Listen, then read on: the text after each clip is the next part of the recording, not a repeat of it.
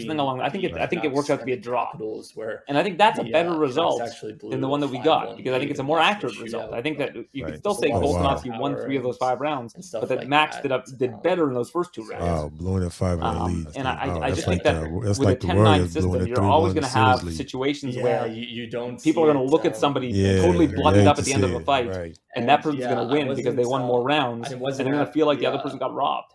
So that's how I would fix it personally. I think that's probably a way that would make sense. A lot of people say maybe have 5 judges, but I still think that with that 10-9 system, it's the system that's the problem, not the judges per se. There's certainly are issues with judging in MMA that need to be fixed. I think a lot of the judges aren't qualified, and a lot of them are just brought over from boxing. They're licensed by certain commissions. Right. So, and there's also a lot of absolutely.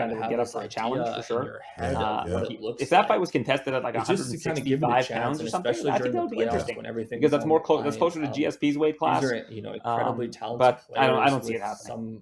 Just insane skill nowadays that it's hard to find that in other sports. Yeah, well, I asked Dana White. I said, "Why don't you make this fight happen at 165 pounds?" And he got angry with me. He goes, "Why is everybody obsessed with 165 pounds?" I go, "It could be 162 pounds. It doesn't need to be 165 pounds. It's not a division. It's a one-off fight. It's an exhibition." I'm sorry I said 165, but any weight.